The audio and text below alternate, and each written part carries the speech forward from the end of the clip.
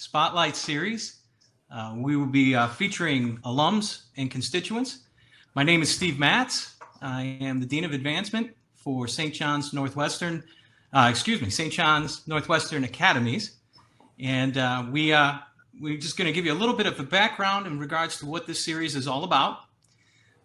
First and foremost, this is an opportunity for us to highlight the successes of our alums and constituents, to bring under this new era of COVID and social distancing, using technology to have discussions and conversations that normally were meant for gatherings and events. So we're very excited to be launching this program. There's going to be some other things down the road that will be similar to this in regards to other topics. But for tonight, I'm very excited to introduce Mr. Frank Mungo, class of 1983 from St. John's Military Academy. Welcome, Frank. Thank you, Steve, very much. Thanks for having me on. We're going to go through, obviously, Frank, you and I know each other fairly well. Yes. And we've had a lot of conversations over the last several years. Right. And so what I'd like to do is basically introduce you to everybody in regards to who you are and what you do and where you're from, and then kind of dive into St. John's, your experiences at St. John's, and then take it from there. Does that sound like a good plan? Sounds great. I like it. Awesome.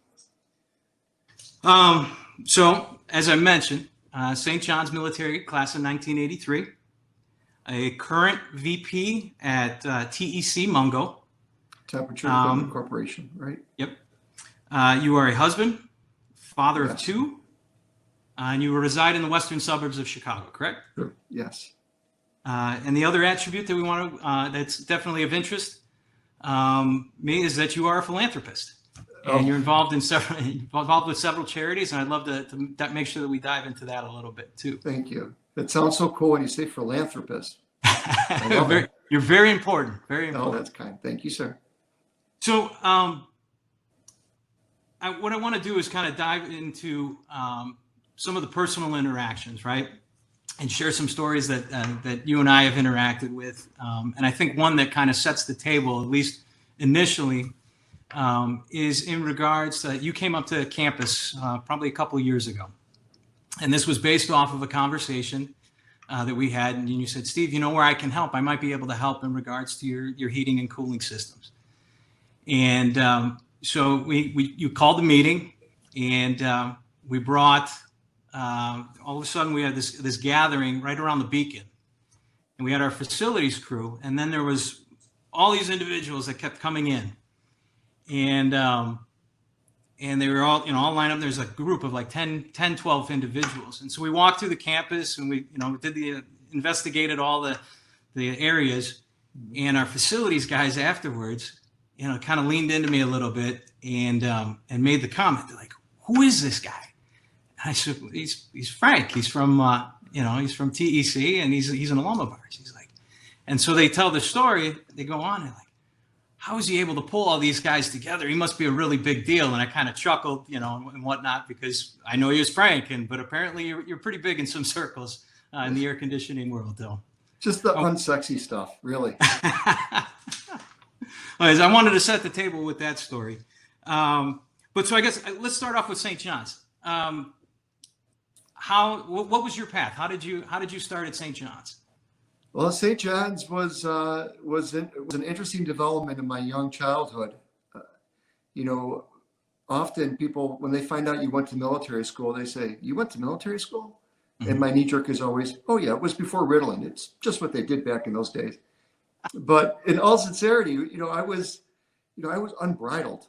I was full of a lot of vinegar, and I was defiant. And I can remember it was a summer. I only went to graduated from St. John's. I only went my last 2 years, but it did change my life and altered my whole march going forward. I absorbed everything from St. John's, from the discipline in the morning to how to finish and complete jobs at the end. I mean, I reflect on it quite often. And the way I got there was my father and I was working for my dad in the summertime, home from school, and I remember driving in the car with him, and typical unbridled guy sitting there with my arms crossed, not talking to the old man, always mad at him. He was probably always mad at me. And on news radio, what do you think would come on at 7:04 every morning was a commercial for St. John's Military Academy. And, a couple of days you're listening to this. It's always the same format. You hear the commercial and go into the news and no talking in the car. Next day, you hear the format, you hear the news, the commercial, no talking. I don't know, maybe a week into that, the old man goes, "What do you think about that?" And, I go, "I think that sounds pretty good." I think I was probably just pushing back on him. And he goes, "Well, maybe we should go look at it." I go, "Yeah, maybe we should go look at it." And next thing I know it, I was at St. John's. It pretty much went just like that. But it really, it was a rude awakening when I got there, that this was a whole different ball of wax. I came from a very disciplined family. My parents were very strict. The discipline was the easy part. It was putting it all together and learning how to work with your peers on a day-to-day basis. Those leadership skill sets do not just develop just by playing with your friends and doing your normal thing. In my case, it had to be structured, it had to be laid out, and it worked like a charm. So that's how I got to St. John's. What's your first memory of arriving either on campus or? Oh yeah. So they put us in coveralls right away. Mm-hmm. So it's like one of the first things they do. They strip you down and give you a pair of blue coveralls, and I think one of the strangest things was it didn't have your name on it, but it had SJNA on the other side. Mm-hmm. And my brother Bob and my mother dropped me off. My dad didn't even go. I'm sure he was like, "Okay, let's give this a shot," to send him on his way. And I can remember, I don't know if it was my brother or my mother saying, "I have a lot of relatives here named Sigma." I go, "Oh, I guess so." So that was probably just putting it together of, oh yeah, that's an acronym. That's St. John's Military Academy. And then from there, things were just a whirlwind. And right. Every day, if it's not the key to success, every day was the same. You're up before Reveille. And as a new boy, you're marching square corners. You're getting ready for inspection. That Reveille blows. You're out in front of your room, ready for inspection. Right. Not at Reveille. You're up a half an hour before Reveille. Not to mention you pushed it to the limit the night before. And every single day was the same. And as you know, Steve, there's not a lot of free time on your own when you were there. Certainly, when I was there, you got 40 minutes to yourself. I mean, somewhere between study hours and after study hours, you got to screw around with some of your friends there and wrestle and all that fun stuff. But, right. It was, every day was regimented.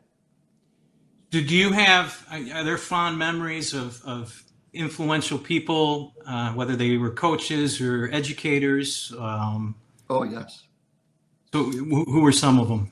Oh, yes. Oh, so, it's funny when we were in our history classes, social studies classes were very poignant at that time.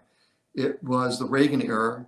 Mm-hmm. And there were, we were fortunate, we all knew it too, that we didn't have to go to war. In our class, our era didn't have to fight in any kind of war. And they made that very clear, from military science classes to, Colonel Schuing and Sergeant Rudolph. And mm-hmm. Those were amazing classes. And they made it very clear as to, how fortunate we are not to be in a conflict right now. And there were weird conflicts going on, but no full-out wars.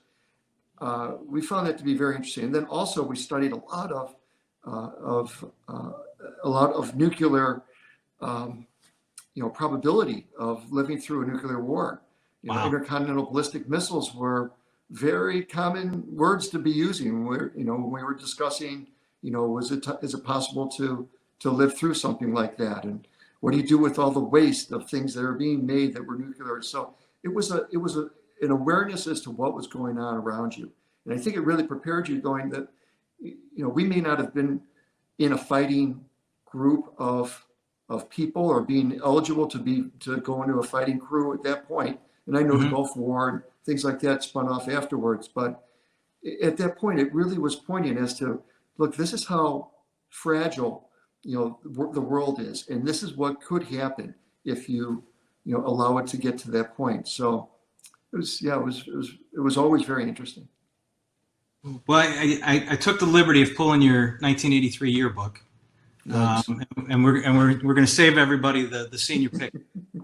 But just to go through I have some questions because I think there's some things here that existed back then that maybe don't exist or have a different name now. Okay. So you're on the football team. Yes. Okay. Gladiator Club. Gladiator Club. What was the Gladiator Club? That was a club. It was a weightlifting club. Oh, gotcha. Okay, very good. And member of the rifle team and choir. Yes, they seem to go together so naturally. Of course. Your quote. At St. John's, they went together perfectly. In fact, it was very natural to do both of them. Well, correct me if I'm wrong, but choir got you off campus, right? Got us off campus. Oh yeah. Got us to Chicago, Milwaukee. Yeah, we got to do some cool tours. Very cool. So your quote, you stole one off the Beacon. Yes. Don't be a mollycoddle. Don't be a mollycoddle. And your goal to become a self-satisfied, independent millionaire. Wow. And I don't want to. What I want to ask you is, have you achieved your goal in becoming self-satisfied and independent? Multiple times over. Fantastic. Great. I don't know about that, but definitely was. It's funny because I haven't thought about those. That's from the mind of a 17-year-old young man, though. Just so you know, at 54, you look at things a little bit differently. Well, but I'm definitely self-satisfied. It's interesting, because as we've mentioned before, I got to know you. Your affinity for music. I would have thought that maybe a quote from your favorite artist, whether some Elvis Costello quote or something. Something, right? Yeah, love and happiness, or something along those lines. Oh yeah. So let me, in our conversations leading up to this, I realized that there were areas that I didn't know so much about. So after graduation from the academy, where were your next steps in life?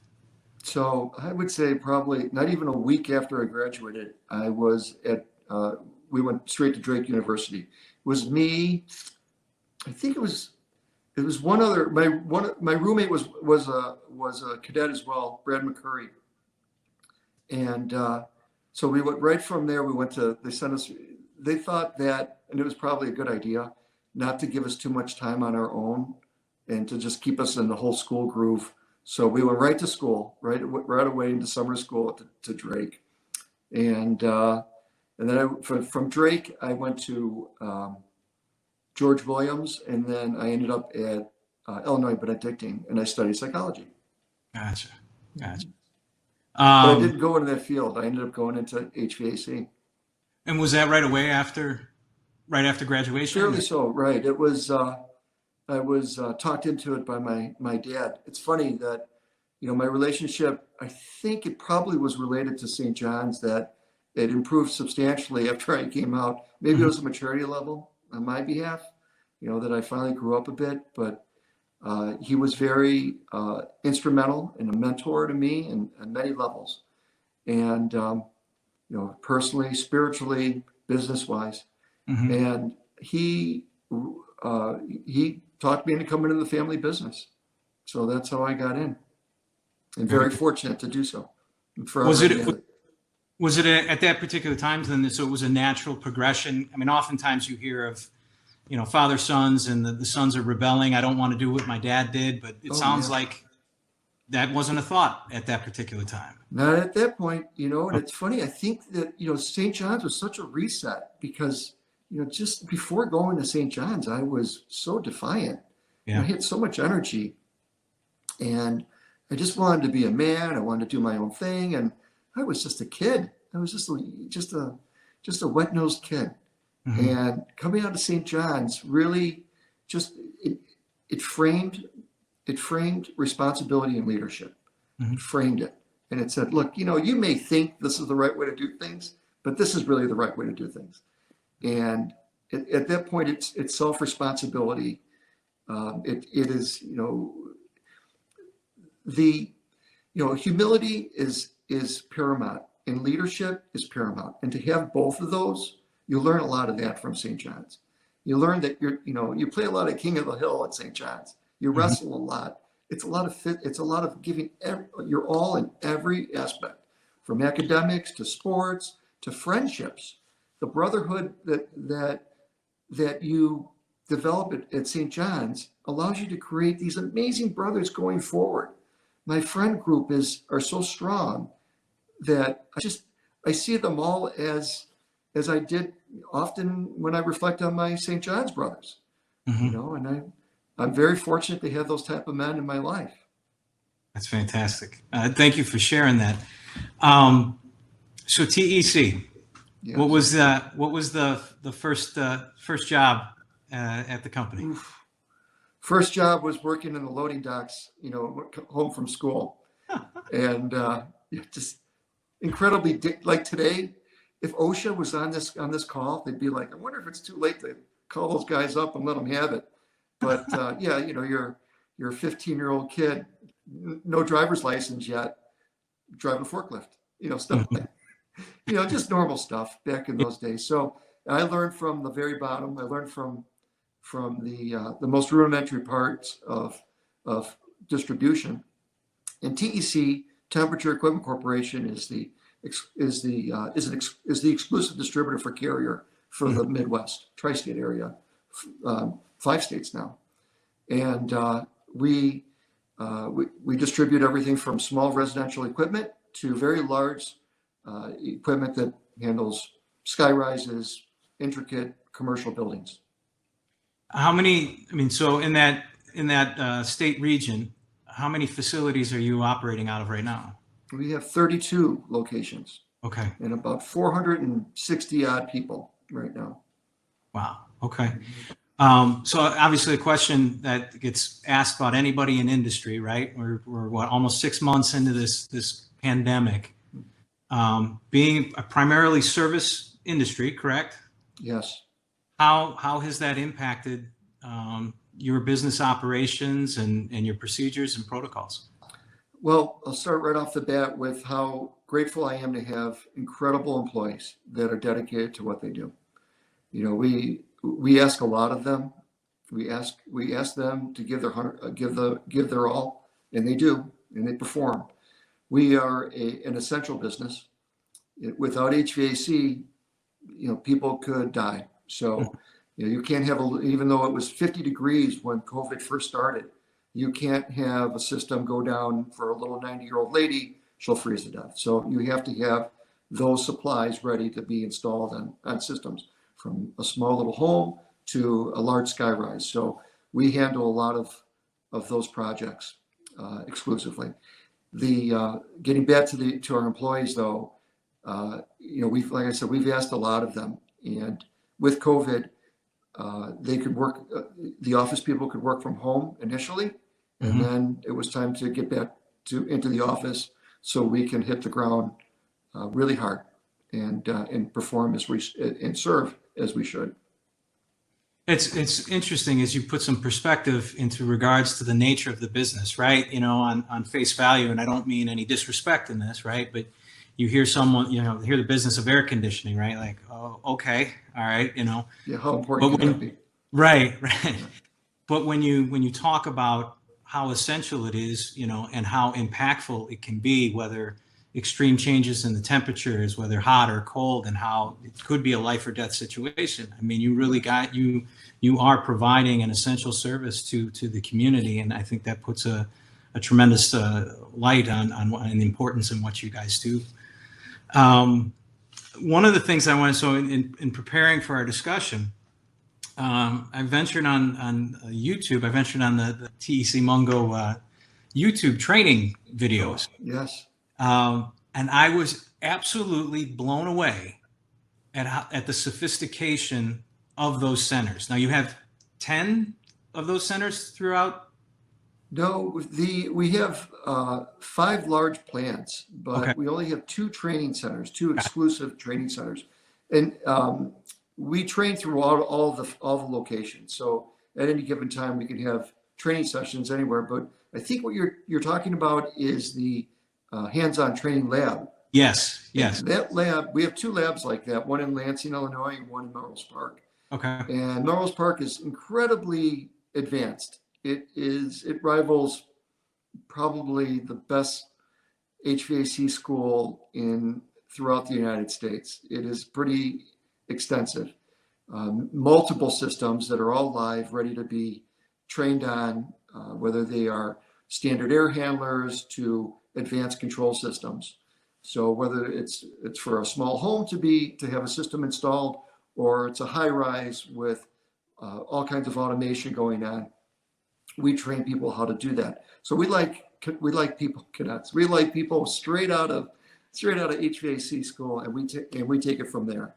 So we give them the exclusive, all the know-how they would need to know on how to service, install, sell HVAC systems that bring great comfort to any type of business, residential or commercial. So just to try to paint a picture for individuals that haven't seen it, I mean, the impressiveness about this is that you at least the video demonstrated, right? You're walking through this facility, and there's, what seemed to be like 30 or 40 different types of air conditioning and heating units, all lined up, ready to be worked on and demonstrated from, Oh yeah. and on both sides. And the individual that was doing the tour on the video, I mean, obviously seemed very knowledgeable on all the units. Ryan Hoger, amazing. He's our lead trainer. We train about 3,000 people a year. Wow. It's a fascinating amount, but yes, and you're right. It's at least 40 systems in there, 40 individual units, all able to go through any type of test to get people through it. So we introduce faults so they can shake them down. Our goal is to train a contractor, because we partner with them very closely. We act as though we are the silent partner in any business we start to do business with. If they're successful, then we're successful. It's very cut and dry how we approach it. So, for example, when an HVAC dealer goes into a home or a business, he goes there, he touches it, he fixes it, he leaves. Should be perfect, just like that. If he has to go back again, he might lose money. If he has to go back there 3 times, it's not bad. It's not good. The job may go backwards now. So our role is to keep these guys very, very successful. And not only do we train them on equipment and how to sell equipment, but we also do a lot of supporting type classes too, for accounting, sales, how to manage your group. I mean, we do a lot of extensive type of things. In fact, I'm forever grateful for TEC, because if it wasn't for temperature equipment, I would never have met my wife. She was working with TEC as just a vendor, and seeing her present was when my socks got knocked off. And if it wasn't for St. John's, I wouldn't have had the confidence to talk with her and to change my whole life. So to bring me where I am today. 2 gorgeous children, beautiful wife, big dog. Not bad. Is there a white picket fence in there? Or? No fence. All right. Got an electric one for the dog though, so that'll work.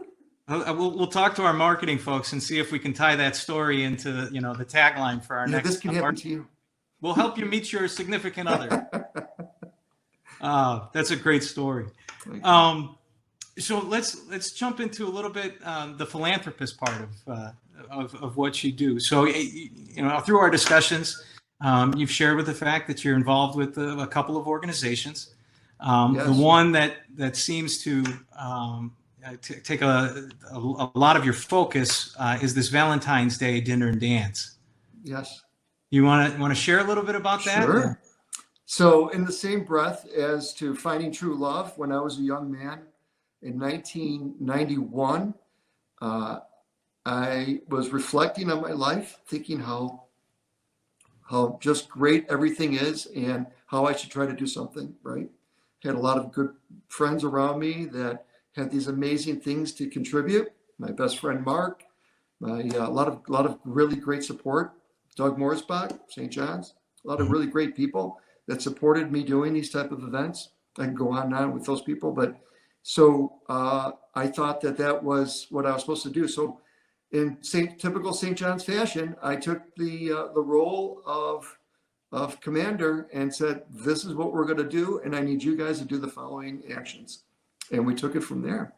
And we started with our first fundraiser in 1991, which was a lot of work. And from there, it just rolled into the Valentine's Day dance. And so I've got, 27 sequential Valentine's Day dances under my belt. And in that breath, I thought, as a young guy, single, most everybody I knew was single at the time. And everybody, Steve, was looking to fall in love, right? Everyone was looking for that significant other. So I thought, what better way to do it than a Valentine's Day dance?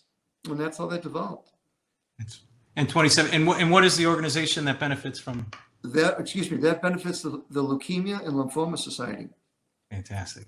I was on their board of directors for many years, and I've rolled off of that. And I do a couple other things now. I help with the ALS Association very closely. My father passed from ALS, so I've gotten involved with that pretty deeply as well. And I'm very proud to say that I'm also a Knight of Columbus.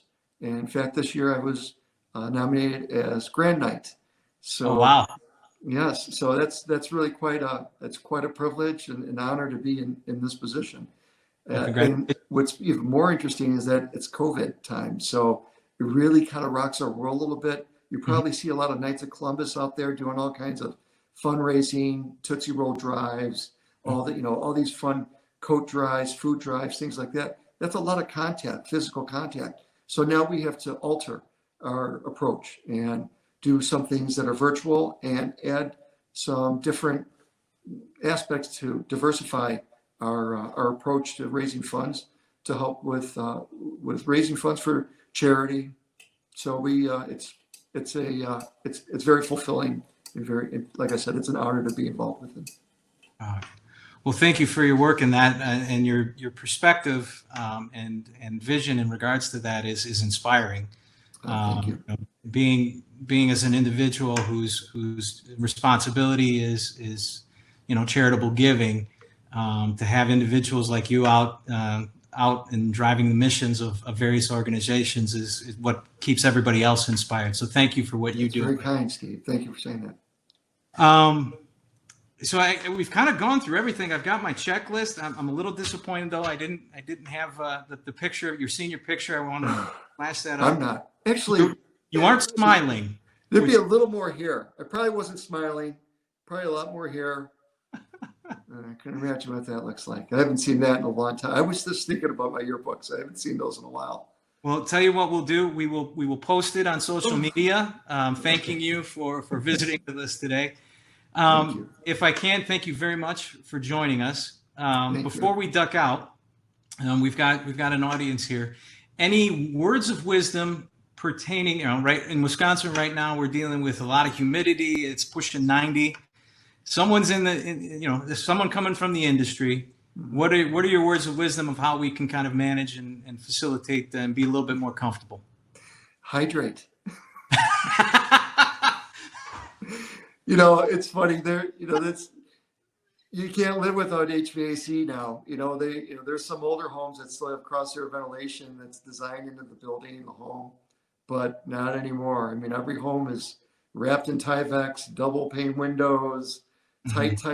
That's the secret, right? Make it as tight as you can. Well, the tighter you make it, the more essential HVAC is. My recommendation, if you're going to live in your home, buy the highest efficiency system you can possibly put in there, and you will enjoy that comfort level, and you will increase the revalue of your home or business. That would be my recommendation. Awesome. Thank you very much. I would like to say one more thing too, though, and on a St. John's note, I'm forever indebted to my parents, my mother and my father. I know that was probably the hardest decision parents could ever make by sending their young boy off to military school. I mean, it just sounds like such a fantasy, like a crazy, adventure to do. But I am forever indebted to my mother and my father for allowing me to go to St. John's. The cost associated with it, the tears that went along with it to sending me off. I get it. And, as an adult, you reflect yet more on it. But I love them very much, and I would not be in the position I am right now, speaking to you, Steve. And I really am, I'm very grateful to you to interviewing me like this, for the simple fact of just to tell the world how proud I am of my parents to allow me to be in this position. That's awesome. Thank you for sharing that, Frank. Thank you, sir. Yeah. To everybody else, I want to thank you all for joining us on this inaugural kickoff of the SJN Spotlight Series. Frank, thank you very much for joining us. You've been a fantastic story and a testament not only to St. John's, as an individual that's gotten to know you over the last several years. You know, you are exactly who you present to be, sincere, honest, always smiling, and I want to thank you for joining us. We will be doing this on a regular basis. Right now, the plan is to do this basically every other month. We're going to interweave this with a financial series, where the concentration obviously will be a little bit more different.